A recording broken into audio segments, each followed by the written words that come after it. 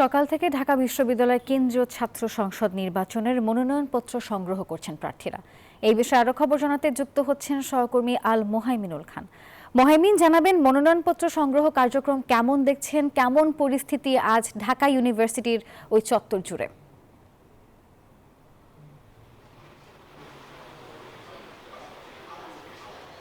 ধন্যবাদ নাফিসা আপনাকে। আমি এই মুহূর্তে আছি ডাকসু 2025 নির্বাচনের যে চিফ রিটার্নিং কর্মকর্তা তার অফিসে ঠিক সামনেই।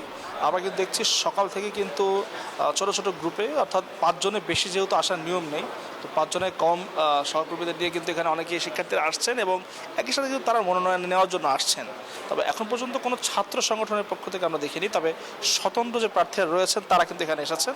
আমাদেরকে চিফ রিটার্নিং কর্মকর্তা জানিয়েছেন যে এরই মধ্যে 2 জন ভিপি ক্যান্ডিডেট এবং বাকি 4 জন কিন্তু বিভিন্ন পদে মনোনয়নপত্র সংগ্রহ করেছেন। মনোনয়নপত্র সংগ্রহ শুরু হয়েছে আজ থেকে এবং এটি কিন্তু 18 তারিখ পর্যন্ত সংগ্রহ করা যাবে।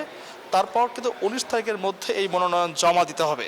আর এরই মধ্যে দিয়ে কিন্তু দীর্ঘ প্রতীক্ষার যে ডাকসু, সেই ডাকসুর আনুষ্ঠানিক কার্যক্রম শুরু হয়ে গেল এবং চিফ রিটার্নিং কর্মকর্তা বলছিলেন যে এখন পর্যন্ত কিন্তু নির্বাচনী আচরণবিধি কেউ লঙ্ঘন করেনি এবং সেই সাথে কিন্তু যারা এখানে মনোনয়ন নিতে আসছেন তারা কেউই কিন্তু 5 জনের বেশি সমর্থক নিয়ে এখানে আসেননি।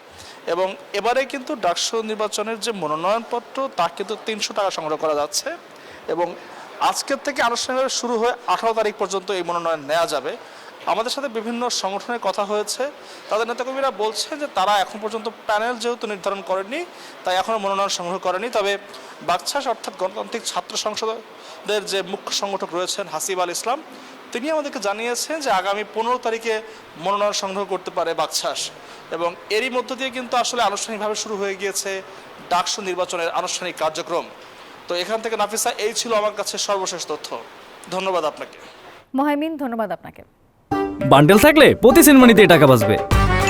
বিকাশ সেনমানি বান্ডেল কিনে জিতুন প্রতি লেনদেনে।